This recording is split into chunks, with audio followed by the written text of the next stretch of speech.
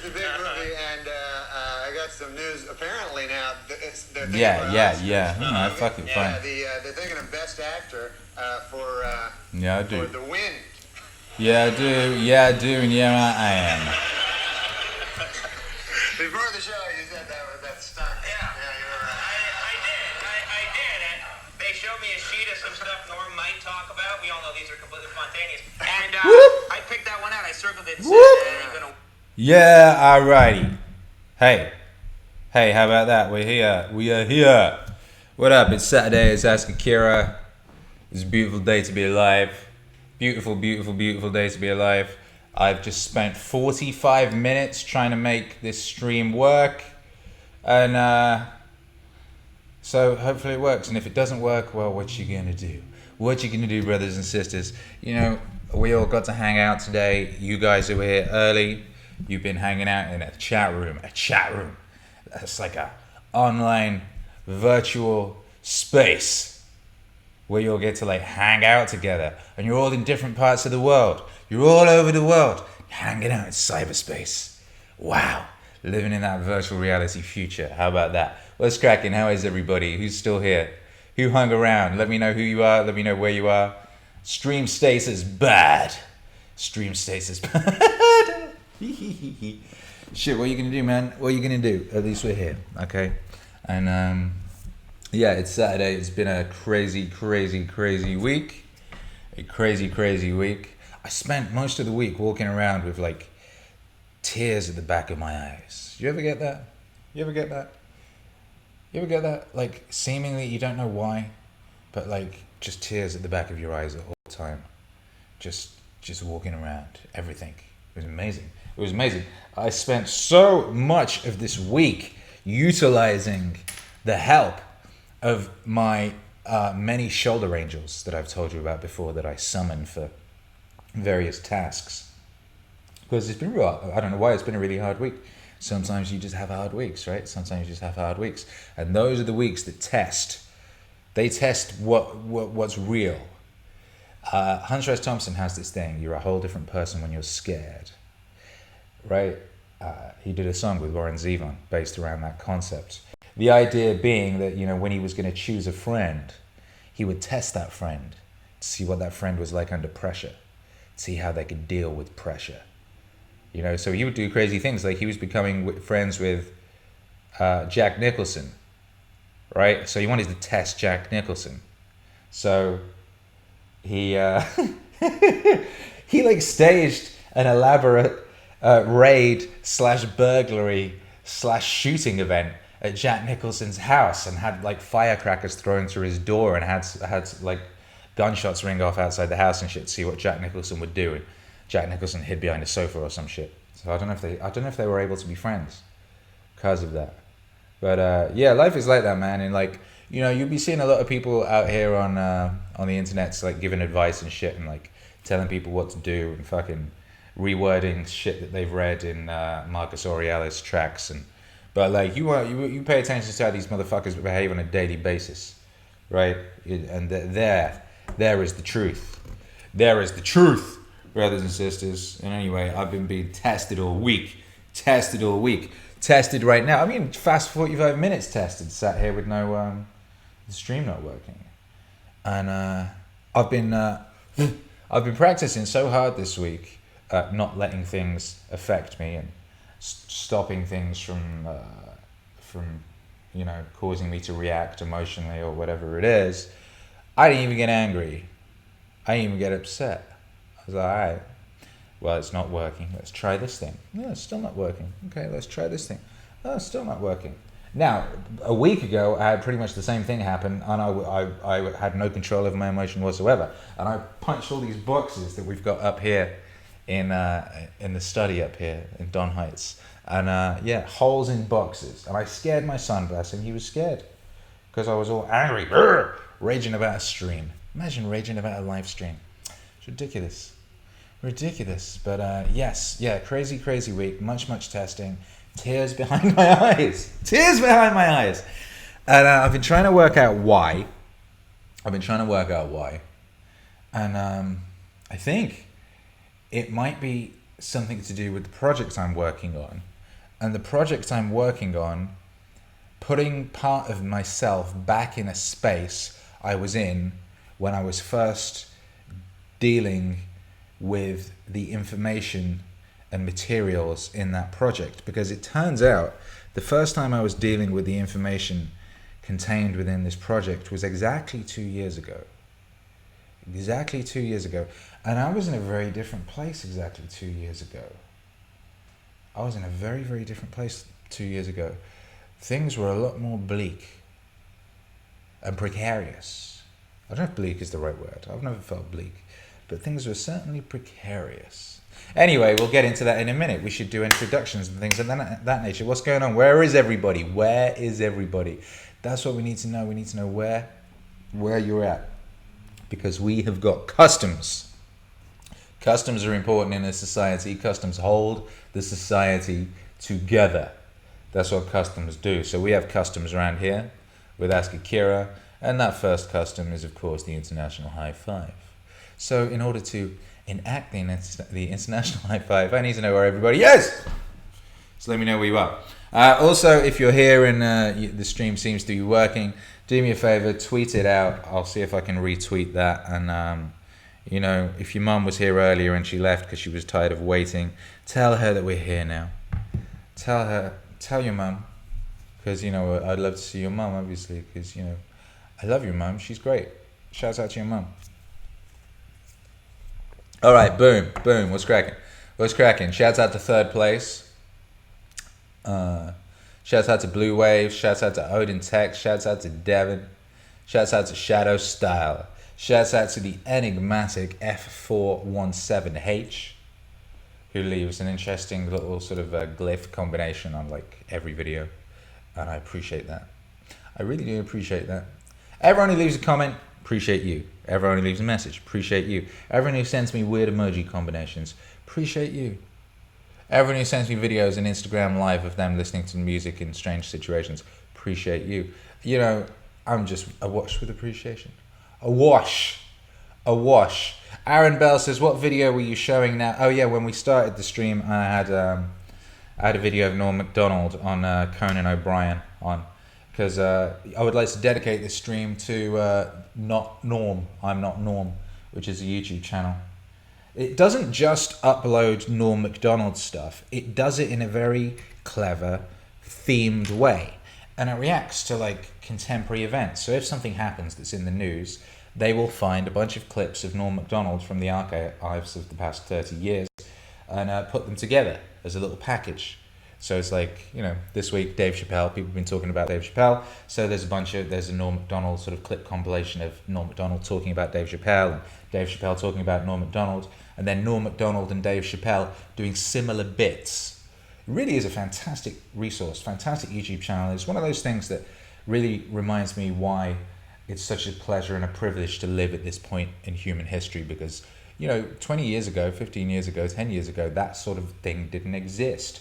And if you happen to like Norm Macdonald, you would have to watch terrestrial television for, you know, many months, and in the hope that he turned up for 10 minutes or something like that, you know? Anyway, so yeah. Joran is in the Netherlands. Aaron Bell is in Michigan. King Malvo is in McAllen, Texas. LX is in PDX. Diverting Tales is in the Lobster Ocean. That's very nice. Joel G is in New Zealand. That's very, very nice. And Jamie Glass is in Northern Ireland, and Shadow Style is in Kenya. You know, what a wonderful world. And yeah, what a wonderful world. So, international high five time, and like we always do at this time, we aim for the elbow. Aiming for the elbow. Oh, we've suddenly had a flood of like 100 more messages all at once. Computer's just really not having it today. What are you going to do? Yes, Radu is in Seattle. Very nice. Bernardo is in Germany. Carden is in Georgia. Ben is on Ontario. Cape Town. Aubrey's in Cape Town. Holy shit. Yeah, look at this. This is indeed an international broadcast which requires an international high five. So cock back your guns, aim for the elbow, and high five the device on which you are listening to or watching this broadcast. 3, 2, 1. Oh, splash. Splash, we in here. We in here. See, now that's done, I feel a lot more able. I feel ready. Oh, that thing. By the way, that. If you listen to this on the podcast, you're probably quite confused. If you're watching this, you're probably quite confused. But yeah, banging your chest. That's like a really good thing to do. It kind of gets everything moving, gets the energy going, gets your power. It kind of concentrates your power. You know, so before you do a broadcast, you should probably do that. Before you have, you know, an important meeting, say you're about to propose to your fiance and you're speaking to the fiance's father to get permission, you know? Do that first. Probably not while they're in the room. Probably do it before you go into the room with them. Otherwise, they'll be confused. Even though everyone should be doing this, and if you see someone doing it, you'll be like, oh yeah, that's a good thing to do. The old banging the chest maneuver. Yeah, that works very well. Yeah. Anyway, apparently we've got like really bad lag and it doesn't like high fives. What you gonna do? I'm assuming the audio is working, so if it's just really bad lag, don't look at the screen maybe, or just, I don't know.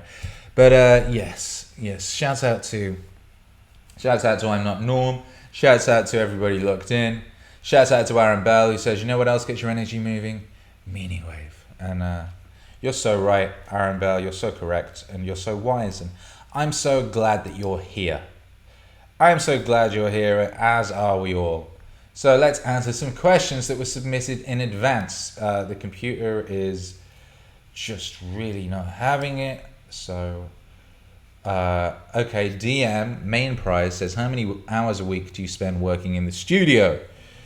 Well, it depends what's going on. If I'm in album mode, it's quite a lot. And actually, I'm always in album mode. These days, I am just always in album mode. Yeah, always in album mode.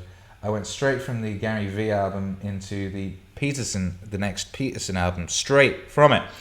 And that's what I've been working on. If you've been watching my stories on Instagram, you'll be seeing behind the scenes stuff. And you'll have been seeing that I'm in the studio very late. I'm there all the time. So all this week, I'd wake up, I'd have a contrast shower. That's when you turn it hot, then you turn it cold. 5 minutes with the family, straight to the studio, and then stay in the studio till 2, 3 in the morning. And that's what I've been doing all week. So yeah, I'm basically like all the time I'm not asleep or traveling pretty much. This week has been in the studio, and actually it was the case last week as well. And now I think about it, it was the case for weeks prior to that also. And actually all year, it's basically been that at least 3 weeks out of every 4. At least, because we've just been working really hard this year, man. You know, this is an important time. You know, we've created MEANINGWAVE, and then it's like, well, damn, better go all in. Better go all in on this thing that is evidently working and is evidently useful and is evidently valuable, creating value in the lives of people. You know, so I've been working as hard as I possibly can. And sometimes that can be dispiriting because you work so hard, and then you get hold-ups with the album not being able to come out when it was supposed to for various reasons, or despite it being finished, or you work really hard and then YouTube only shows your stuff to a couple hundred people, despite really 50,000 people being subscribed to your channel.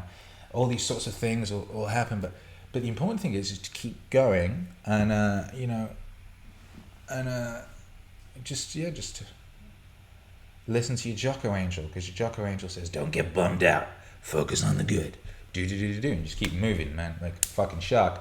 And this week I had some really difficult days, very difficult days. I would be very tired, and missing. It's when you don't spend enough time with your loved ones, it can cause problems, and You know, that's a difficult thing to navigate and balance.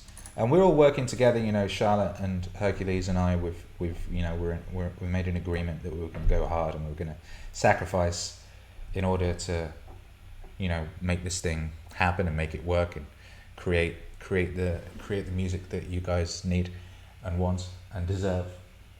But yeah, it's hard sometimes, man. So, you know, you're in the studio and like you're all tired and depleted and you're really trying to make the thing work, and it's very difficult. And part of being in the zone, and I've been talking about this, and I've been doing this experiment in being in the zone and being hyper productive for a long time now. And part of that requires that you have to be to be in the zone. You have to be outside of your comfort zone. Otherwise, you're not in the zone. It doesn't work. So you have to be like on the edge of your abilities, and you have to be out there beyond, in fact, the edge of your abilities. And that's, you know, that means it's difficult. That means it's difficult. So and I'm constantly, so for every project, I introduce new techniques or processes or things that, you know, are going to create difficulty, but also going to create opportunity to learn and improve and make it better. You know, so I'm doing that, and this project's got some very difficult stuff in it. And I was pushing for like 12 hours before it got good. So it was just 12 hours of hell. You know, 12 hours of hell. And then it suddenly got good. Kind of good. I actually had to go home one night this week and it wasn't good. I mean, normally I'll finally get it good every day. I had one thing, it took 2 days. And then it was wonderful. I broke through and it was wonderful. It was like walking through the desert for a month and then finding a steak and a bottle of Fiji. Like, you know, oh my Lord. And I was rewarded. Synchronicities are signposts. They tell you this, so you got to keep aware, you know. And I'd be struggling, and then there'd be some little synchronicities, and so, you know, so it's like, okay, I'm on the right path then. I am doing what I'm supposed to be doing. Just got to keep fucking going. David Goggins is there on one side of my head. On the other side is greatness. And Jocko is there on the other. Focus on the good. Get after it. Don't get bummed out. All that shit. And some quite mad coincidences. There was one yesterday. It was a difficult point. And Jordan Peterson's talking about time and space, and he's on a little loop. And just at I'm trying to find like a sort of sample in my sample library of a female voice it was like an atmosphere sound. I wanted some atmosphere, and I was looking for that, like, you know. And the second Peterson says time and space, a sample appears in my sample library right in front of me called Space Time. Just I was like, oh shit. Just a little magical little high from God, you know, which is me. So I was talking to myself and saying, it's okay, you're on the right path. And then I got the song done, and it was like, hallelujah. It became glorious. And then a thing was given to me by the Zone Gods, a piece of the sample that I was using, a piece of Jordan Peterson talking to his college students. A girl laughed in response to a thing he said. And the laugh was not only perfectly in tune with the record I'd made, it was not only perfectly in time, it created a whole new little section of melody, which when stuck in the chorus, made the whole song about 63% better. I was like, wow. And I hadn't noticed it before. I hadn't heard it before. And it just appeared right at the end. I was like, damn. Thank you, Zone Gods. So yeah, we got there and it was wonderful. But yeah, so much testing. So much testing this week. Oh my God. Oh my goodness. Aaron Bell. Why is it every time I look at the chat today, I'll see Aaron Bell first? Very interesting, Aaron Bell. Says, wait, you work at a studio that's outside of your place? Yeah, I got a studio in downtown Los Angeles. A custom-built recording studio. It's my own little slice of the universe. My own little place. And all my stuff is there. We built it, Captain Jack and I, and we hollowed out the walls and then filled them with materials to soundproof it. And it's got a vocal booth. It's like a tank. It's a golden tank that we built. And I go there every day and shut the door, and then I'm in a place that is made for making music. And yeah, it's a wonderful thing. I wish I'd had it. If I was talking to my younger self, I would say get a studio earlier. For years and years, I had a studio in the house, thinking that was the best way. Having a studio outside of the house, or having a place to go outside of the house to do your work, helps with focusing, laser focusing in, and just being in that zone and in that place. And it's great. I go there, I shut the door, and I'm immediately thankful and grateful every day. And I've been going there for like 3 years now or something. Every day I go there and I'm just awash with gratitude for that my life has got to the point where I have a studio. I mean, it's amazing. At one point I didn't have the proverbial pot to keep marbles in, and now here we are, studio in downtown Los Angeles. Wonderful, wonderful thing. Blue Waves says, did you watch the recent interview with Alex Jones and Count Dankula, where the Count revealed his love of traps? How do you feel about this? And have you ever been a cultured man? No, I didn't see that. I've watched a interview with Count Dankula and Alex Jones. It came up on my YouTube, and I was like, oh, thank you, algorithm. Pretty sure, well, at least one of these guys is completely banned. And it was fucking wonderful. It was hilarious. Now, it was Dankula as a guest, as Alex Jones's guest on Alex Jones's show. So maybe this is when they did it the other way around. But it was so funny. It was so good. It was such good entertainment. I was like, holy shit, like, it's a real shame that ideological possession has overtaken the entertainment industry, because if you were to put that on a regular TV, it would be huge. It would be huge because it was so good. It was so funny. Anyway, yeah. As far as Dankula's love of traps, well, I don't know. I mean, he got married. Isn't he a wholesome Scotsman now? He got married to a nice Scottish lady, and she's agreed to cook him his dinner for the rest of his life. He found someone to lie on top of forever. He found a lady that would let him lie on top of her forever, and that's a wonderful thing. So, yeah. Reggie says, do you use affirmations? Yeah, we spoke about this last week. Yeah. Affirmations are a way of hacking the unconscious, is what they are. So it's just a way of hacking system 1, which is the unconscious. System 2 is the conscious. So system 1 is stuff that you do unconsciously, kind of, or like you're not thinking about it. So it's like, habits kind of enter that area. So if you're going to work the same route every day, you get a habit of going to work. And so you just do it. You don't even think about it. You'd be like, wait, what the fuck? Didn't I just get out of bed? I'm already here. And you've done it, right? You've done it. But while that was going on, like, your unconscious was doing loads of stuff. So affirmations are a way of programming the unconscious or subconscious, whatever the fuck, to get the results that you want. It's like chaos magic. Which, in chaos magic, if if you lost your car keys, you can make a sigil to help you find your car keys. All right, so you'd write down, where I might find my car keys, on a piece of paper. Then you'd remove all the repeating letters and the A's and the E's and all that shit, and you'd mash what remains together, and you'd make a glyph, and you'd work on it until it looked like a cool symbol. Then you would like meditate on it, right? So you could either like just really meditate, stare at it, or you could like stick it on your lover's forehead while you're getting after it, or some shit like that. Set it on fire, something. And the whole purpose of that, the magical ceremony, is just to burn that particular desire, wish, whatever, into your subconscious, and then it can go to work manifesting and making it happen.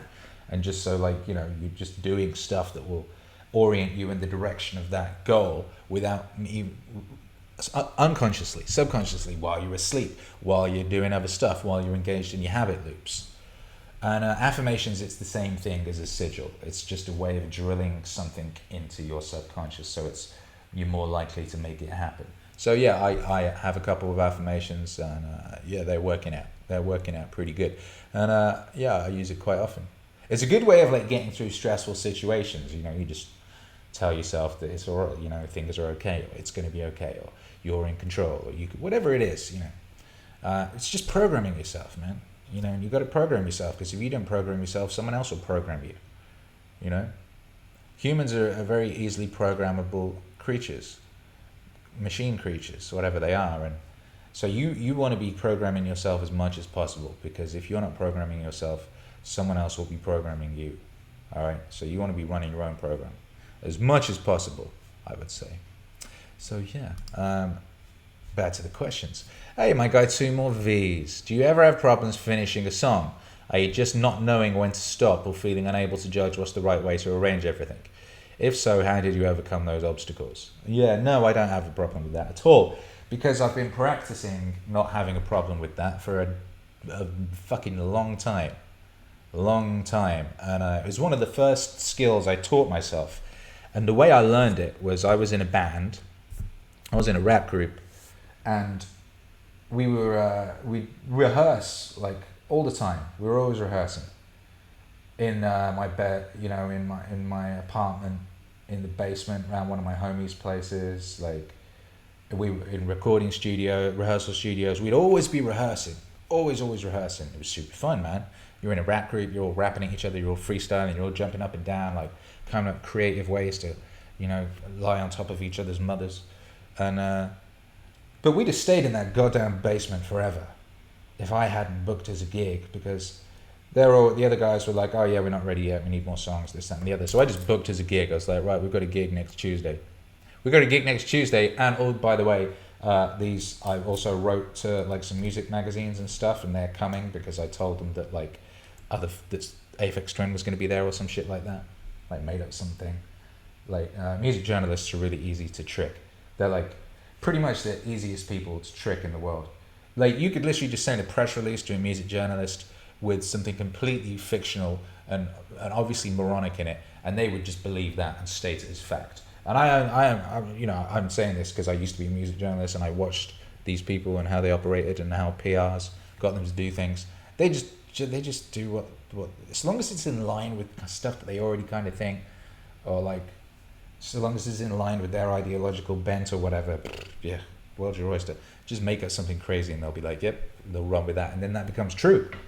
That's how Marilyn Manson became the god of fuck. He just decided one day to call himself the god of fuck, and so they all said, they just started writing down, Marilyn, the god of fuck, Manson, and he just became the god of fuck. And everyone's like, oh, hey, it's the god of fuck over there. Look at him.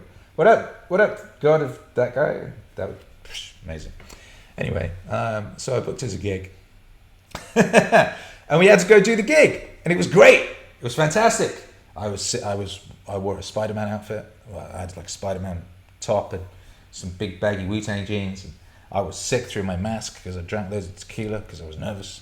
It was wonderful. When we were finishing the 4th song, and I still thought we were in the 3rd song, so I was very surprised when it was over.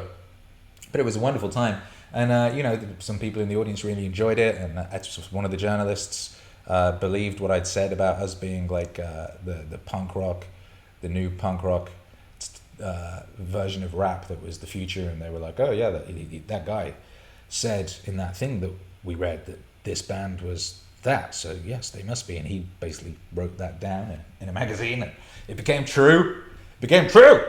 Anyway, my point being, self-imposed deadlines, my friend. Just put in a deadline. So you go, okay, this song needs to be finished at 4 o'clock, and I've got 3 hours to finish it.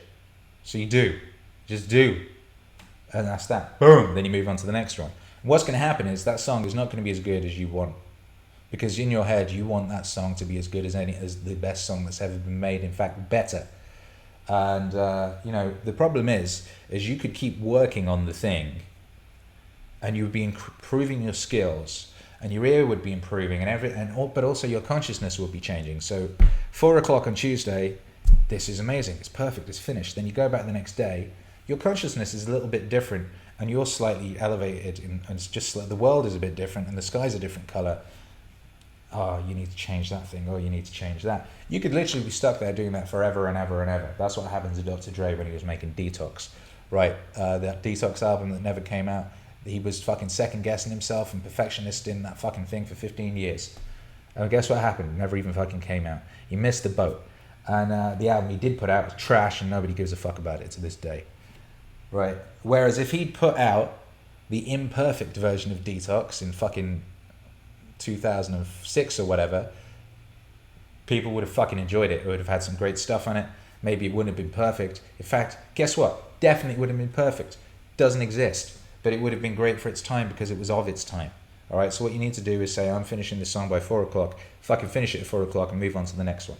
And the next one's going to be a bit better than the previous one. And you just keep doing that and keep doing that and keep fucking moving like a shark and stop. Don't second guess yourself. Don't fucking think too fucking hard about it. Pay attention to synchronicities, right? Just fucking keep fucking moving and don't stop, all right? Nothing will throw you out the zone quicker than fucking overthinking a thing, all right? So just fucking, that's what's up, man. Yeah. Let me have a look at the chat. What's going on? Derner says most journalists are people who never did anything but decided to be experts on everything. Yeah. Well. I mean, here's the thing. I have known so many journalists, and I have worked in that profession. So therefore, yeah, that's why I don't fucking watch TV or read newspapers or pay any attention to any of that world. You know that thing? You ever read that thing where you read a newspaper and it's about something you know a lot about? It's like, say you were, you're a fish and chip guy, and there's an article about the fish and chip industry, and you're like, ooh, and you read it, and you're like, yeah, this isn't. I'm in the fish and chip industry, and this is nothing like my experience with the fish and chip industry. Then you're like, oh man, maybe everything in the newspaper is like that, and then it's like, yeah, the people writing this stuff. Well, anyway, yeah, I mean, oh my lord, it's painful, man. It's like worse. It's worse now than it's ever been in that regard. I don't know if it's because like they're getting paid less or something. Like when I was young, I was writing. How much was I getting paid? It was quite a lot. Was it like $2 a word or something? I can't even remember. Yeah. Anyway, I kind of got derailed then. Jason Deglin says, just joined. Hey, welcome. Glad you're here. When will How to Get Rich Volume 2 come out? I love Volume 1. Thanks, man. How to Get Rich Volume 1 featuring Naval. Featuring. Helmed by. Fronted by. Mighty Naval. Yeah, that's coming sooner than later. So here's the thing. I don't know, man. It's hard, man. I want to share with you what's going on and what to expect and want you to get excited about things that are coming up. But at the same time, it's like a curse. If I announce something, then something happens to fucking derail it or pause it or something, you know. I announced that there was an album coming out yesterday and it's finished, it's done. You could hear it if you had access to my computer, but for various reasons it's not out yet, you know. So I kind of don't want to say anything about anything and just allow things to just come out. But at the same time, I really want to talk about the stuff that's coming out because it's really exciting and cool. Anyway, yeah, man, life is suffering. Orinoco Wellington says, I was in the local paper as a kid and name spelt wrong. Name spelt wrong. What was that great Norm bit earlier? He was like, oh, I was watching the news and, it's really, they're always trying to scare you in the news, ooh, scary, ooh, Korea. But really, is it really scary? Like, you ever wake up at 2 a.m, oh, Korea, oh! And it's a great bit. A terrible Norm impression. Doing other people's jokes is always disastrous. But it's a great point, because the real point of it is yes, the news is always trying to scare you. It's always really trying to scare you. But it's actually not fucking scary. Partly it's because of the repetition and the boy cried wolf nature of it. It's like, even people who just totally believe everything they've seen in the news, subconsciously they know it's bollocks, because subconsciously that part of them that's actually kind of more powerful and cognizant than the so-called cognizant, that is fully aware that they have been cried wolf to 1,000 times their whole life. Shit, what am I? Am I 38 or something like that? Something like that. 39. And, I'm old enough to have seen like 3 separate ecological doomsday scenarios that were going to wipe us all out within the next decade. It was the fucking ozone layer at one point, and like these various and everyone's all this stuff. It's like, it was funny watching all these Norm clips. And you're like, holy shit. It's no wonder that Norm should be the biggest guy on earth. Imagine if Norm had a talk show. All the guys who have talk shows are these identical, like, they've all got the same fucking opinion, the same fucking suit, like, the same fucking lack of jokes. Imagine if Norm had his own show. But the reason Norm can't have a show is you can fucking get that by rewatching. Watch the I'm Not Norm channel. It's like everything he does would be unacceptable now. There's this brilliant clip of Norm on The View from like 15 years ago, and they're asking him like who he would support in the election, and he's like, well, yeah, I like George Bush. He's a good guy. I like that guy. The idea that you could just go on TV and say that you liked a Republican candidate in the modern age is just, that's gone. It's really weird. But he's like, hey, and we don't need any more murderers in the White House. We need to get the murderers out the White House. And these women on The View are like, what are you talking about? No. And he's like, well, Clinton, he killed a guy. You dying. It's like, that just couldn't exist now. It couldn't exist. He's making jokes about like women's baseball, women's basketball, that be very good. Things like that. He's like, what's this Sarah Silverman joke? Oh, Sarah Silverman, she's funny. She's funnier than anybody, except dudes. But yeah, the thing is Norm's too good, man. He's too real. But I don't know why I was talking about that, but it's basically, mainstream entertainment society has been so neutered over the past couple of years, literally every appearance by Norm from the 90s through to the 10s would be unbroadcastable today. Literally every one of them. It's fucking crazy. It's absolutely crazy. But at the same time, like, here we are with all this. And, people, my YouTube feed, for whatever reason, is constantly full of videos of people moaning about Star Wars and moaning about Marvel. And yes, these, and the fact that these kind of, our stories, our big cultural stories, have been hijacked by ideologically possessed types who are, they're not interested in stories, they're interested in things like, representation or ticking diversity boxes and things like that over story.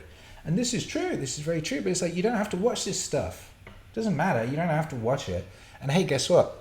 There's a massive opportunity, if it's true, that all kind of heroic, mythopoetic storytelling has been replaced by ideologically possessed corporate box checking. Then shit, Bubba, there is a massive gap in the market to tell a fucking great story. And hey, guess what? You can go buy a Joseph Campbell book and it's got the fucking guide. You go, oh, okay, that plus that equals this plus this. Like, just fucking write a great heroic story. And you can find an audience for it. Because you got the fucking internet. You got the fucking internet. You could, hypothetically, tell an amazing story of that nature using, like, puppets or something. You can do that yourself. You don't need a fucking... look at the early South Park, right? Look at the early South Park, that animation. That animation you can now do with one guy. There's... Adobe's got a thing, right? And you can build a puppet, essentially. So you just draw a fucking head. You don't even have to draw it. You can cut it out of a picture in Photoshop, right? So you go, there's the head, and you put the body there. And it's like a wired skeleton frame, right? And then it just, you just look at the webcam and you move your arm and the character's arm goes up and the other character's arm goes up and you move your mouth, right? And the fucking guy's mouth moves. Anyone could do that. Anyone could do that. So it's like you're sat there and they fucking ruined Luke Skywalker. Like, one, that's an Elseworlds story, all right? I even watched that. I mean, I knew what was coming, man. I saw, what was it called? Force Awakens or whatever, and it was like, that was just like a bad reboot. What they call bad robot, bad reboot.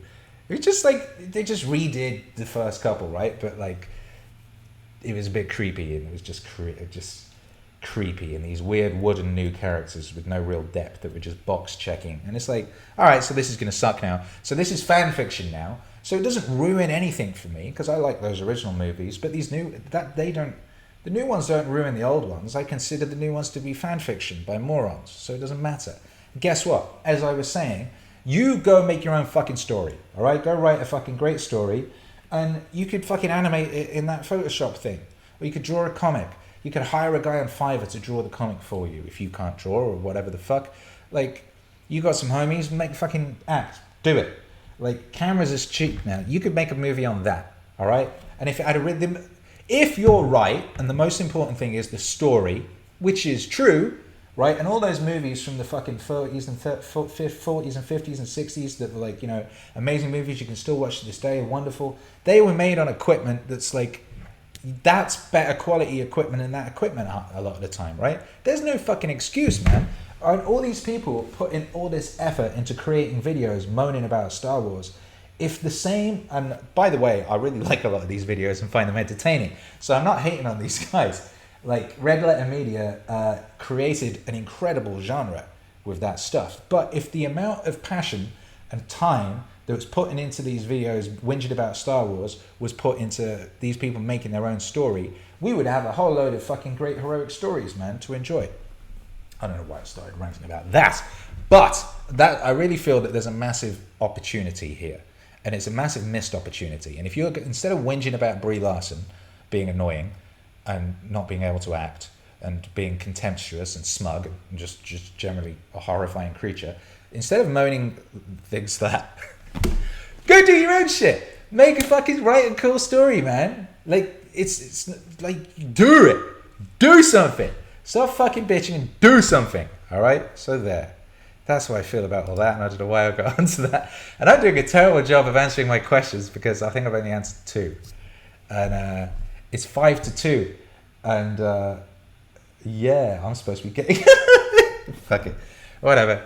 We're here now. Let's do this thing. What's going on, chat? Shouts out to the chat. Short Bus says, look to Warhammer 40k for great fan-made content. Okay. Warhammer 40k. My little brothers were really into that shit. And my fucking house, when I was a kid, full of these little metal bastards. They'd be painting them. I'd tread on them, fucking cut a hole in my foot, and then everyone's just pissed off at me. No, just leave your little fucking guy with a sword on the floor. God damn it. Have you seen the fan film Vader? No, I have not. Short Bus, I remember when the left loved Lenny Bruce. George Carlin would be unbroadcastable. Yeah, completely. George Carlin would be unbroadcastable. It's a good job George Carlin is dead. They wouldn't like any of his jokes. Earth plus plastic. 5 things, swear words you can't say. All that. I mean, just these fucking humorless cunts. Oh, excuse me, sorry. I need to make a decision about whether I'm going to swear or not. Am I going to swear or not? Shall we have a vote? I'm a very naturally sweary person, but I also do recognize that some people are listening to this in the car with their kids. And, here's the thing, though. If I swear anywhere near my son, he just shouts it, "Oi, Dad, don't swear around me." I'm like, all right, sorry. It's very good like that, my boy. Very good. Diverting Tales. Have you watched the Tim Pool and Glenn Beck podcast? No, I haven't. No, haven't. Shouts out to the beanie, though. Shouts out to the beanie. I did hear that Glenn Beck just bought Dave Rubin. Glenn Beck just bought Dave Rubin. Just bought him. Just straight up bought him. And yeah. And yeah, I don't know what that means. Does that mean that Dave Rubin can't say that he's kind of left anymore or whatever? Is he not allowed to say that anymore? I don't know. Anyway, Joran Boss. He says, you spend so much time with the meaning of life. After listening to all these ideas about meaning, what's your own personal idea of meaning in life? Well, it's pretty simple. The meaning of life is meaning. Boom! Alan Watts says the meaning of life is that there is no meaning. I say that the meaning of life is meaning. But you find your own meaning. And that's what you got to do. You got to find your own meaning. And maybe your own meaning is no meaning. Maybe your own meaning is a fully embracing that worldview with everything and deciding that is completely true and living your life accordingly, and then you have meaning, I'm afraid. So yeah, the meaning of life is meaning, and you've got to find the meaning. You've got to find your own meaning, and that's what you do, and then you've got to execute that to its fullest. Live that life. The meaning of life is to live that life, is to really live. All right, and the tragic thing is most people live their lives. I don't know about most. I don't know everybody. I'm going to say many. I'm aware that many people live their lives without ever really living. And it takes a lifetime to learn how to live. It also takes a lifetime to learn how to die. And we've got that coming. So yeah, that's what's up. That's what's up. Theo Johnson, Dave Rubin plus Glenn Beck equals Dave Rubin. He's already on message with Glenn. Yeah, why not? What seems to be happening is people seem to be coming together, because together we are stronger. So it's like, building alliances and building squads and building teams and things of that nature. And shouts out to everybody. Caden says, what way do you think our ancestors influenced our civilization the most? Huh? Asking because someone asked me, what do our ancestors have anything to do with us today? Well, a lot, Susan. Insert SpongeBob meme. What do our ancestors have anything to do with us today? That's what you're made of. You're made of your ancestors. You're not just you. You're not just you sat there completely independent of everything that ever was. You're everything that ever was. That's what you are. It's not like you have one stick and then another stick. It's like you have the stick and then the stick on top of the stick, and so that you get the pile of sticks. You have all the sticks that ever were. All right? You right now are on top of a pile of fucking sticks, and you are that thing. You are that thing. If you think about time is like soil to grow universes in. I think Grant Morrison said that, and I think that's a good way of looking at it, right? So you're not just like a blip floating about. You're like the head of a worm. It's a really fucking long worm. Really long worm. And the worm, its body going back isn't just you and where you've been. It's also then where everybody before you was. All right? You are your ancestors.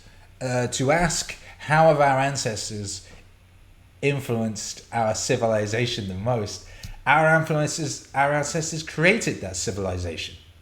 And everything they did continues to reverberate and continue to create. Everything around you, this miracle up in which we dwell, where I can step out onto the road and jump on a little e-scooter and zip around the corner and go get a coffee and come back, and nobody tries to kill me, and I get to a certain part of the road and the cars stop. They stop and allow me to go past. It's so civilized. You go to the coffee shop and people stand in an orderly line waiting their turn. They're not just going in there, punching everyone in the face, grabbing their own coffee, shit of that nature. We live in a goddamn miracle, and that goddamn miracle was built by our ancestors. So show some goddamn respect, you ingrates. Jesus Christ. Short bus, standing on the shoulders of giants. Exactly. Standing on the shoulders of giants. Yes, exactly. Now, let's answer some more goddamn questions. Egotic, how did the concept of MEANINGWAVE come about? What inspired you to create it? Well, it needed to exist. Here's the thing, right? The best ideas is when you want something to happen, so you make it happen. Those are the best ideas. So yeah, MEANINGWAVE, I needed it to exist. So I made it exist. Now it does. And yeah. Ricky Cisco, when are you going to make a MEANINGWAVE with Bob Ross called Happy Little Trees? Yeah. You know that one's coming. Yeah, you know. Shouts out to Bob Ross all day. Bob Ross is one of my heroes. Go watch, oh shit, yeah, we spoke about Dankula earlier. Ken Dankula did a really good video about Bob Ross. Go watch that, it's great. Dana Caraborn, what's your best advice for outsourcing and hiring, both in terms of tools, platforms to find the right people, and develop one's ability to better screen/interview someone? Great question. And this is something I'm just working out now, because we've just got to the point with the business where we're starting to employ people and I'm trying to outsource things so I can be more productive. So I'm trying to find people to do things that I do currently that someone else could do better. You know, there's a lot of things that I do that I'm not the best guy at. I'm only doing them because fucking they need doing. So I worked out how to do them. Like everything, you know, thumbnails, shit like that. I'm not the best graphic designer in the world. I'm okay, you know, but something needed doing, so I worked out how to do it. But I'm looking forward to hiring a really good graphic designer, and you will notice when that occurs, I'm sure. So yeah, we're in the process of working that out right now. And what's my best advice for outsourcing, both in terms of tools and platforms? I've been using Fiverr actually quite successfully for this year. And basically my process on Fiverr has been, you know, you look at a bunch of things and you instantly get a vibe. So then you narrow it down to the ones you get your instant vibe being positive. If you instantly have a non-positive reaction to a thing, then move on. Then you narrow it down. Then you try them out, and then the ones you work best with, you keep working with, and then the ones, you know, then you're investing in those relationships, and you're building in every project you do. And it's very important to be completely honest, you know, be very, very honest, and because you know, if they do something you like, then you let them know that you like that thing, so they do more of that thing. And if they do something you don't like, then you let them know about that as well. And you know, tip them. When they do good stuff. And it's kind of like anything. It's like any relationship. It seems to be that honesty is the best course. Seems to be the best course. But yeah, this is, like I said, this is the area I'm moving into right now. So I'm no goddamn expert, but I've been doing it for a bit. And yeah, I've found some great success with Fiverr. I found Sakura Bipolar on Fiverr. Sakura Bipolar has been editing a lot of my videos recently, the AMVs and stuff, and he's great. Found Trill Funk on there, he's great. And you know, to find those two good people, I went through like 10 ones that didn't work out. And that was fine. Yeah. You fool! Says, how do you deal with getting sick? Do you keep working as much as you can, or do you take a step back so you can recover faster? That's a great question. And previously I'd just keep going. And then I would find that I would recover slower. So lately, if I get sick, I immediately step back, and I try and work out ways of still doing things, but recovering. So, for example, I got sick recently, and I actually cancelled the DJ gig, which I've never done before in my life. But it meant that I recovered way quicker, because the previous time when I got sick, I didn't cancel the DJ gig. And what would happen would I'd be like, feel myself getting better, then I go out and DJ, and I would have gone back 10 spaces. And then I'd have to like start to recover, then go DJ again. It was like, all right. So yeah, you just got it, man. Sometimes God just like puts you on your ass because you need to chill. All right. Or maybe you need to like, you know, if it was up to me, I would just be working, you know, just like going in all the time. But sometimes God whoops me upside the back of the face and puts me on my ass. And then when I do that, I'm like laid out, I'm sick, or like I fucking bust my neck or whatever it is that happened recently. Then I have time to think a bit, and then I'll have an amazing idea. I'll suddenly be like, oh yeah, I need to rejig this process or approach it in this way. I'll have like these little epiphanies that I never would have had time for if I just carried on moving. So, you know, you got to take advantage of that sick stuff, man. It's a blessing is what it is. It's a goddamn blessing. It's a goddamn blessing. Shadow Style, what's your definition of music? What's my definition of music? I don't know. That's a strange question. I mean, we could just look it up in the dictionary. Or is it how would I describe, what does that mean? How would I describe music to someone who's never heard any? Like, interesting question. I would say music is, Scott Adams said something recently which I really liked, which he said, God is what's left when you take everything away. And that's how I feel about music.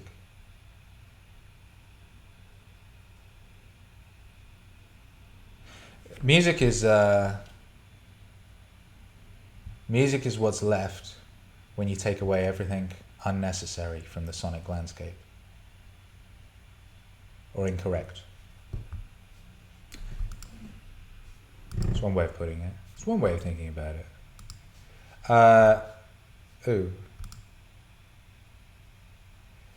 Thank you, Wario, for the super chat. It says, loved your Jordan Peterson music, my friend. Well, thank you, I'm glad. And you're really going to like the new one. Check my Instagram story for behind the scenes on that sort of thing. And yeah. LZ says, Picard Wave, I logged some quotes but cancelled Netflix and Amazon account months ago. Good for you. Yeah, I have an Evernote full of Picard quotes. I love Picard. Although, no, I do love Picard. I won't be watching the new show. Because I love Picard. And because I love Picard, I will not be watching the new show. So, yeah. Nirvana 8 Radiohead. Do you experiment with diets? Keto, paleo, slow carb, etc. are getting popular these days. It's interesting that there are many people who will experiment and test these diets. Yeah, I mean, I don't experiment with diets. I've just been eating steak for 19 months. So that's not really experimenting. It's just what I do.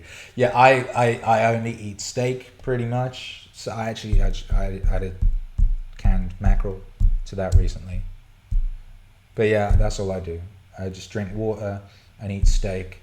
And I also do oat milk cappuccinos because I was drinking regular cappuccinos and my skin was still a bit messed up, and then I dropped that and like now my skin's great. So yeah, that's all I'm doing. I just eat steak. Wonderful. What up, Caden Skidmore says, thanks for your awesome answer. This is my first time joining you live. Does Hercules watch Naruto? And would you make some Naruto music videos to your songs? It would be so bad. Yo, I already did. Actually, I already did. I think there's a JVP one with Naruto in it. And there's a Goggins one with Naruto. We love Naruto. I balked my neck recently because me and Hercules were Naruto running into the ocean. And then I got hit by a wave. So there. Yeah, so yeah, I love Naruto. Naruto is great. And yeah, me and Hercules used to watch Naruto together a little while ago. And I'm sure we will again. Sure we will again. Ooh. Audio Didact Polymath. Do aliens and other planets have music also? Does it resemble ours at all? I don't know. Probably not. Here's the question on that, right? What are aliens? Scott Adams said a thing the other day which I thought was quite interesting. He's very much into the simulation theory. And his opinion is that like there aren't aliens because if you were programming a video game, like say Grand Theft Auto, it doesn't actually have other planets in it, you know what I mean? It's just got like the areas that it's got the areas that it needs. So you wouldn't program other universes and other aliens and things of that nature because, you know, why bother? You're not going to see them in the game. So that was an interesting perspective. Although I'm kind of the opinion that like if we're going to go down that route of thinking, you know, I wouldn't be surprised if in a decade or so there's a Grand Theft Auto game that actually has universes in it and you just code it in such a fashion that it algorithmically generates worlds and generates life forms and generates other consciousnesses and things of that nature. So if that's the case, if we're going to make video games that do that, which I'm sure we are, then we'll be able to make simulations that do that as well. So you could make a simulation that had aliens in it, quite simply, I would imagine. As far as what the music sounds like, who knows? It's a bit like the way that we can't predict what music sounds like in the future. I talk about this quite a lot because it really interests me. Like, we can visualize the future. We can go, oh, there'll be flying cars and everyone's wearing baker foil. Yeah. And, you know, people are like, and we can imagine what people are up to and things of that nature, but we don't know what it's going to sound like. The soundtracks of future movies, it's always like synths. It's got synths because we recently invented synths. You can't, to predict the future of music, you'd have to invent it. And similarly, to describe the music of aliens, you'd have to invent it or hear it. It's why music journalism was such a redundant art form. What was it Frank Zappa said? It's like describing music as like dancing about architecture. A great deal of contemporary society seems to be concerned with dancing about architecture these days, by the way. I've just realized. I just thought that's like most of Twitter. It's people dancing about architecture.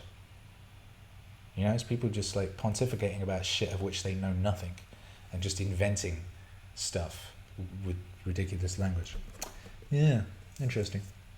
John Cook, what comic book storyline had the biggest impacts on your life? Also, do you have a favorite creative team? You know, when I was really little, there was a story in Spider-Man where the Vulture got cancer. And that really stuck with me. I don't know why, but that one really did. Because I guess I'd been reading Spider-Man comics for a while, and I really loved Spider-Man. I was probably about 12. And then one of the characters was going to die. And it's like, you expect bad guy, oh, he's a bad guy, you know? Maybe they get killed, they usually don't. But like, this guy, he was going to die because he was old and he had cancer. And it was like quite a long story, and it was just like, going to die.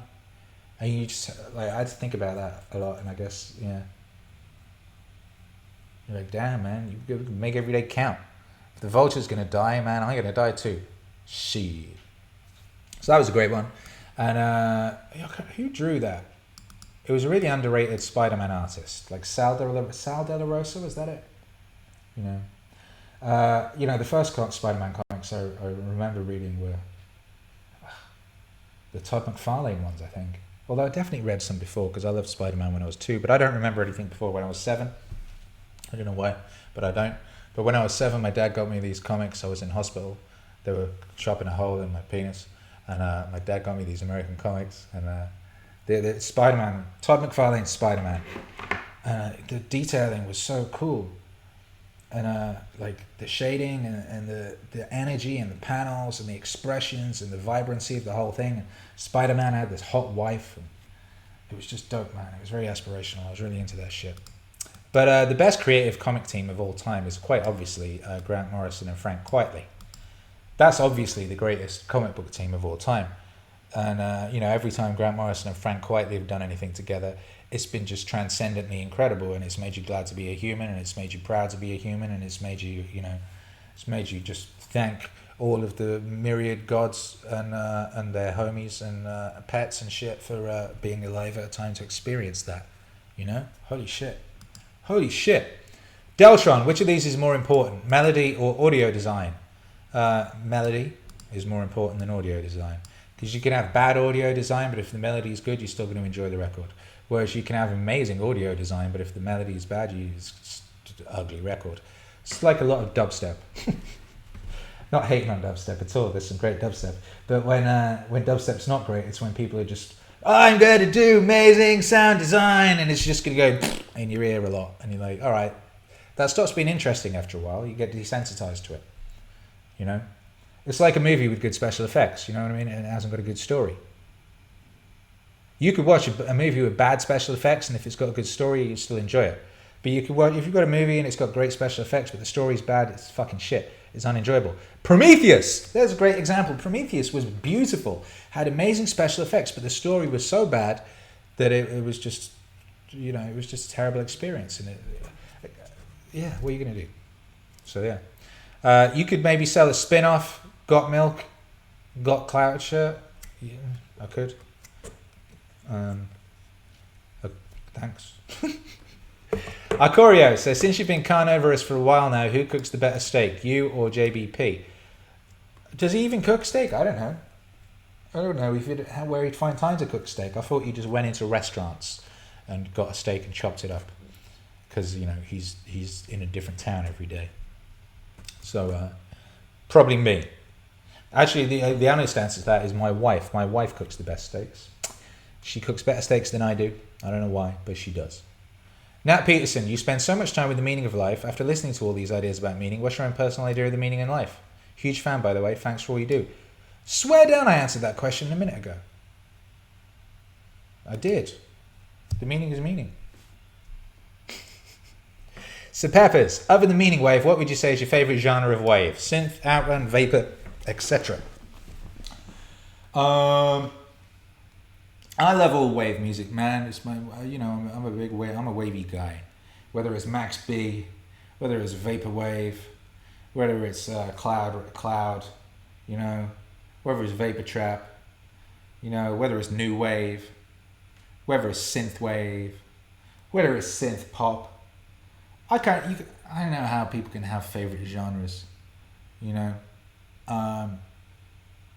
like right now I really want to listen to Andrew WK, and I will, and then later on I'm gonna really want to listen to Blank Banshee maybe, and I don't know, like, yeah. But shouts out to all the waves existing and the waves non-existing. Extra questions, ego tip. Oh shit, cool. We went through most of the questions. This is good. So we can gang a few more from the chat. And yeah, boom, that's nice. Short bus. Did you listen to the new Tool album? Not yet, but I saw a great picture of James Maynard putting bacon in his wine because he makes wine, and he'd realized that his wine was vegan, so he put some bacon in it to fix that problem. So shouts out to James Maynard. And shouts out to Tool. I used to be in a band and we did a cover of Stinkfist. Yeah. Lovely song. Lovely song, very wholesome. Thought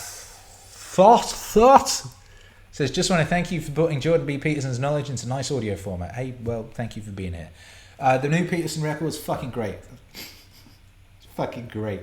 It's been really difficult. Do you know what? That's why I've had tears in the back of my eyes all week. That's why. Because do you know what this record is? People have been asking for this. People have been going, oh, it's JPP Wave 1 and 2. And the early ones, they're going to be on Spotify. And it's like, well, nah, because those mixes, they was mixes. That was just like, I did a lo-fi mix of other people's music and a couple of my own. And then I cut audio over the top because I was replicating my experience of listening to lo-fi mixes and listening to speeches at the same time, and recreating those synchronicitous moments where it kind of synced up and sounded like a song. And then I refined that and I turned it into an art form, and I started making songs, like whole songs, and writing them from scratch and producing them all myself and shit, so I couldn't put JBP Wave 1 on Spotify because it's other people's music, B, it's not song formats. And I was like, yeah, there's like really valuable information in that record. That was like fundamental shit. And I was like, yeah, do you know what I'm going to do? Between albums, I'm going to be like, make an album, new album. And then the next thing I'll do is I'll take the content of one of those the early waves and make an album out of it. And then I'll make another new album. I'll keep doing that. And that way I'll get all that brilliant knowledge. Because it's like most people now listen to me on Spotify, not YouTube. YouTube now only accounts for like 20% of the people that listen to me. So like, if it's not on Spotify, it doesn't exist. So I've got to get as much stuff on there as possible because basically Spotify actually gives my music to the people that want to hear it, whereas YouTube doesn't. Like YouTube, I put out a video and it shows it to like 500 people. But Spotify, I put out a song and like it'll go to 10,000 people in like a week or something, So anyway, so what I did was I've been taking the information from JBP Wave 1 and then making an album. And it's nearly finished. It'll be finished on Monday, I think. It's so good. But what it's doing, making it, like there's a kind of deep nostalgia in that record for me because it takes me back to where I was when I was making the original one. And I never re-listened to my stuff, So I haven't listened to JPP Wave 1 since I made it. So I hadn't listened to, and I'd spent so much time when I was making that first one listening to those little bits and listening to all that material. And I was in such a different place that now when I've gone back to that material, I guess it's taken me back to where I was somehow. And like, that's, I guess, why I felt like crying all week. Because the person I was then is so lesser than where I am now. And his life was so different and it was so hard. It was so hard, man, then. It was so hard. Like, me and my wife and kid were all just like living in one room in a shared house, and like we didn't know how we were going to pay the rent, and I'll be like looking down the back of the fucking sofa for fucking pennies to like try and like get some fucking noodles and shit like that, you know. It was hard times. And I guess subconsciously working on this material has taken me back to that place without me even realizing it. And that's why I felt like crying all week. So I really couldn't work it out. I was like, why do I feel like crying? Nothing particularly bad happened. There's some difficulties and stuff, but like I don't get it. And I think that's why. But it's really crazy how much better I am now than I was then. It's like that first thing is unlistenable in places. As in, it's difficult to listen to, that you can't hear what's going on. It's fucking baffling. I'm so much better now. I'm so much better now than I was a few months ago. I'm so much better now than I was in January. And it's really, really amazing what happens if you just fucking go all in on something and just go really hard and just keep going and keep pushing. You know, keep pushing through the hard bits. Because David Goggins is really right about that. On the other side is greatness. But it's like, that's a macro and a micro thing, you know? So it's like every day there's stuff to push through. Or if every day there's things to push through, little things in your habits, big things, little things. There's 1,000 of these battles, and each one of them, there's greatness on the other side of it. And each one of them you could avoid, and each one of them you could not bother with. And every time you avoid or don't bother with one of those things, you're leaving some greatness on the table, you know? You're leaving a slice of greatness. You could have had that greatness, man, and the more greatness you get, like it compounds, and it's like, what was that thing in Guardians of the Galaxy? And they had all those ships flying together around the enemy ship, and then they all locked together, and all that light flashed out, and all these little ships became one big ship. It's like the greatness is like that. All the little moments of greatness all interlock to create a vast greatness. And once you get enough of those little ones, they kind of switch on and they power everything around them. And you have this massive like electric current of zoom greatness, and then that levels everything up to a whole new fucking space. And then it reboots and you start again. But yeah, anyway.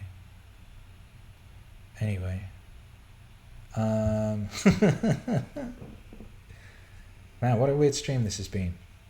Thought says changing habits is so difficult to me.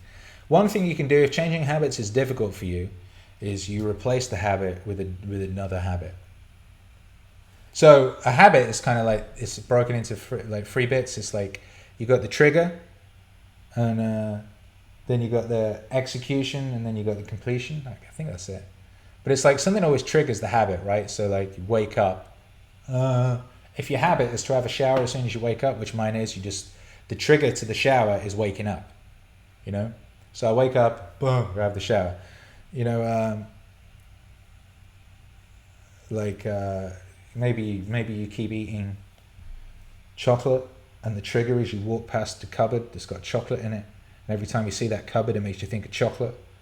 All right, so maybe you don't put fucking chocolate in the cupboard and put some nuts in there, and then the trigger will still be there. You'll be like, oh, I want to eat some chocolate now, but there's no chocolate in the cupboard, but there's nuts, so you eat a nut. And you're like, all right, that's pretty good.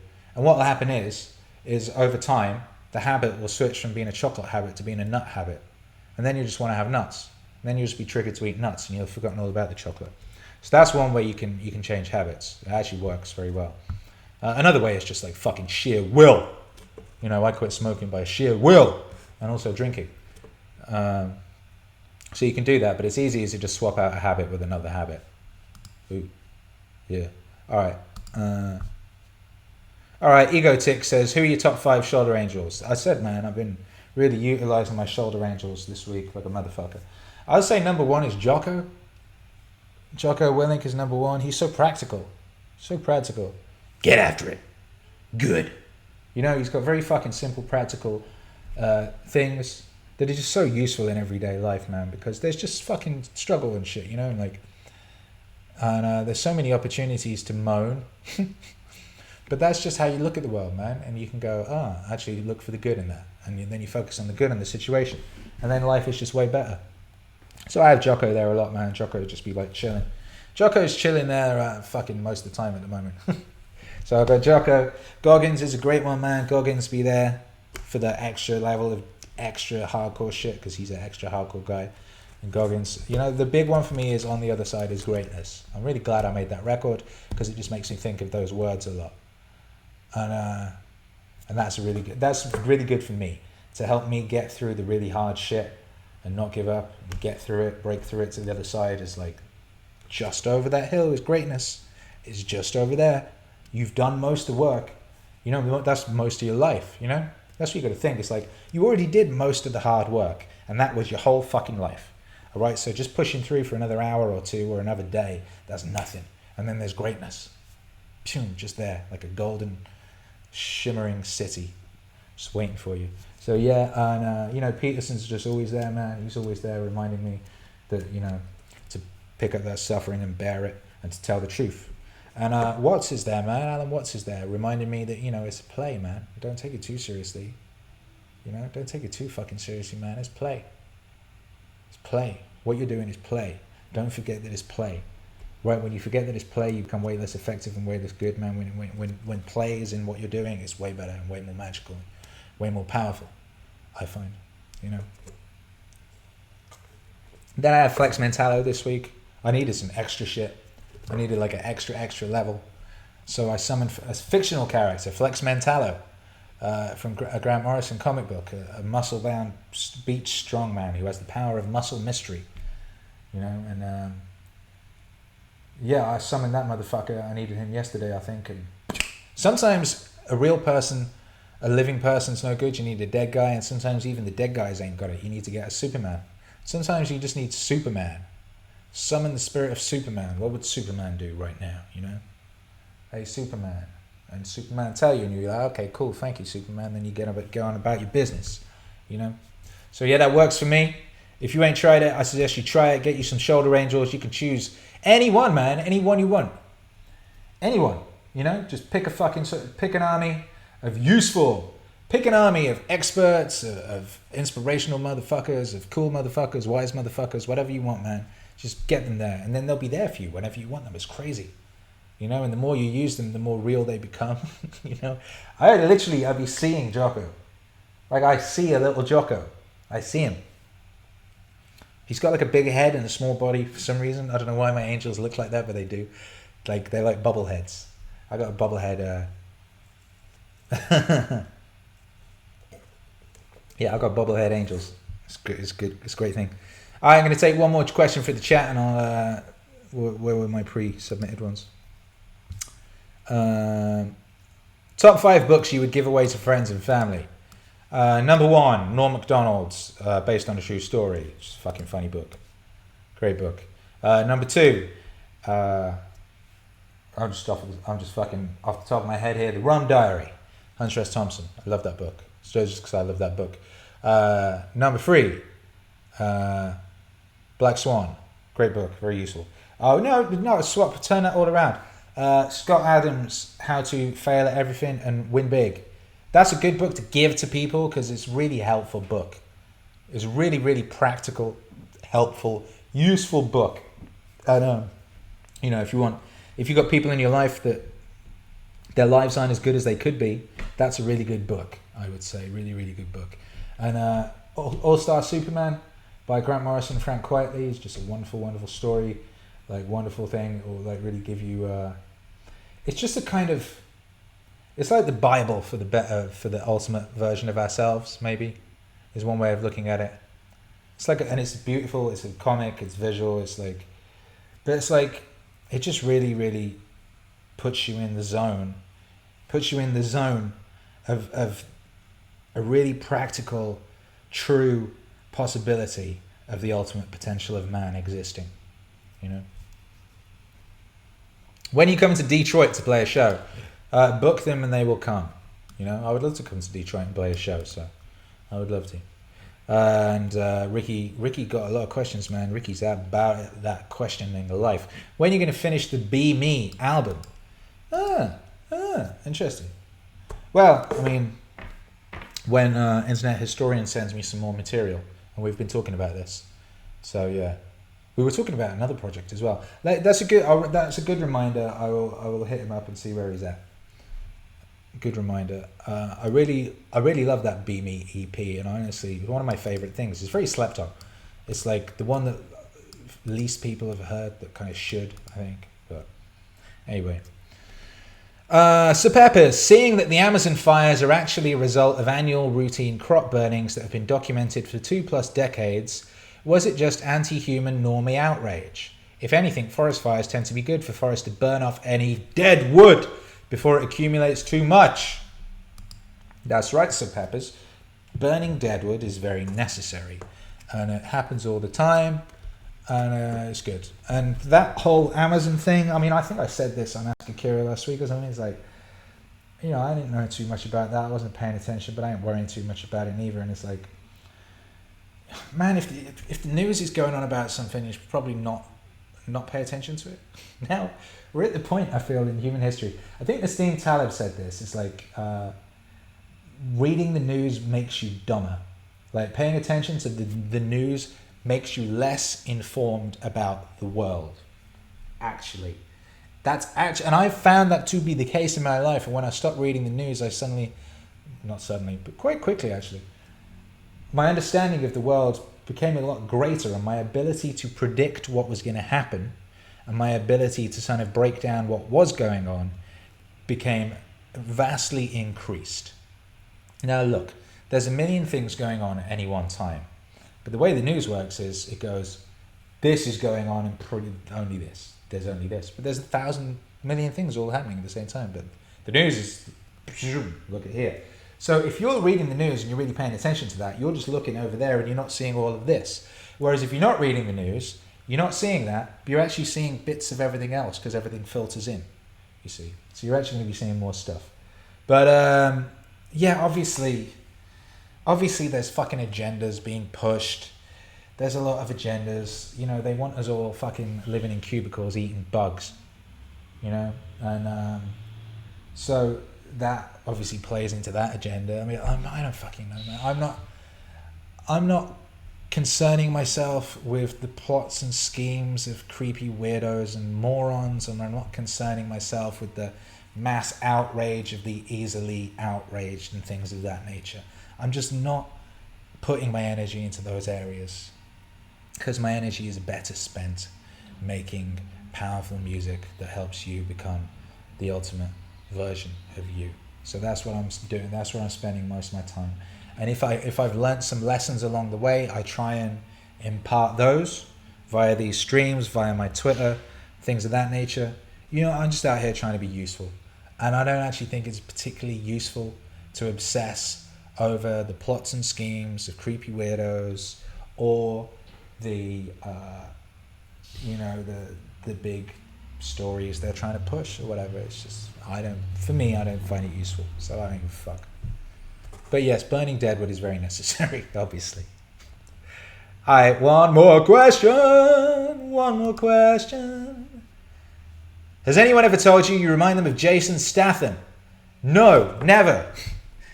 Is that because I've now receded a bit? I've got more forehead these days. Is that why? Shout out to my forehead. Shout out to the forehead. Lightings, do you feel like a talented musician? And do you believe in talent? I think you're a great musician. What a lovely thing to say. I don't think of myself as a talented musician, no. When I think of myself. That's not how I think of myself. Now, you know, I don't know whether that's true or not, but that's not how I think of myself. I do believe in talent. Some people are just naturally good at certain things. You can also develop and you can also learn. If you want to learn something, I believe you can learn it. It's going to be harder for some people than others, but I think pretty much anyone can learn pretty much anything. And yeah, you know, everything I can do is from sheer will. I just forced myself to be able to do it, and I should taught myself to be able to do it. When I started producing music, there wasn't YouTube, and I didn't know anyone, and no one had ever taught me. And I worked it out for myself. So the way I work and the way I do things, the skill set I've developed is as a result of an uneducation or a lack of education and of just sheer fucking will and wanting to do something and achieve it. Therefore, I do things differently to other people. I do things wrong. Air quotes there. I do things wrong. I've developed systems that are unorthodox. And in my darkest hours, when I'm shitting on myself, I'd be like, oh, you didn't fucking, you can't play piano. The way did I put it on a new video? I think it's on the Behind the Wave of the Gary Vee album. So when that comes out, you'll see that. I'd show the way I'll write a melody will pop into my head, and then I have to like work it out. And it takes me, I can't instantly play it. I have to work it out. But so it takes me a little while longer, And sometimes I shit on myself because I haven't worked that stuff out yet. But like, there's loads of stuff I do that no one else on earth can do because of the way I work. I did this, so it's good. It's ended up being for the good. It's all ended up being for the good. It's amazing how that happens in life. If I'd spent, years like learning how to virtuoso play guitar, that meant I wouldn't have been working out how to make whole records with a computer without anyone teaching me. So it wouldn't sound like it does now. It would be impossible for it to exist in the way it does exist because of all that stuff. So it all worked out great. And I don't feel like a talented musician. When I think of a talented musician, I think of Chili Gonzalez. Because Chili Gonzalez will just sit there in front of a piano and go and summon forth the angels. I can summon forth the angels in a different way, but I do it in a different way, and it takes a little bit longer maybe, but I can do it. But I don't think of myself as a talented musician. I think of myself as a wave lord. And that's what I do. No one else can do that. No one else on earth can do that. So yeah, that's the thing. I would always say, don't compare yourself to anyone else, just yourself. Yesterday. And nobody can compete with you on you. So if you be you to the fullest and follow you, and follow what it is that you want to do, and follow your intuition and follow your obsession. Follow it all the way down the fucking hole, all the way down the rabbit hole. Don't get distracted by other people's plans and other people's ideas of what you should be doing and all that sort of thing. Then you'll find ultimate you. He's down there. You find that motherfucker. You be that motherfucker. And no one can compete with you on that. No one can fuck with you. No one on earth. No one can do Norm Macdonald. Norm Macdonald is the only fucking Norm Macdonald on earth. He's the only one that ever was. He's the only one that ever will be. No one else is Norm Macdonald, because Norm Macdonald went all in on being Norm Macdonald, even though it cost him his career. They sacked him from Saturday Night Live. He was the fucking funniest thing on that show. That show never recovered from him being gone. They sacked him because he was making jokes about O.J. Simpson and just making jokes about stuff they didn't want him to make jokes about. Not because it wasn't funny, because it was funny. It was the funniest fucking thing on TV. They weren't concerned with it, the funniest thing on TV. They were concerned with not pissing people off, ticking ideological boxes, this, that, and the other, right? And he did not back down. He could have been a watered down version of Norm. He could have been a lesser version of Norm, and he could still be on Saturday Night Live doing a fucking shit Trump impression or something, like all the other hacks. But no, he didn't do that. He didn't compromise Norm.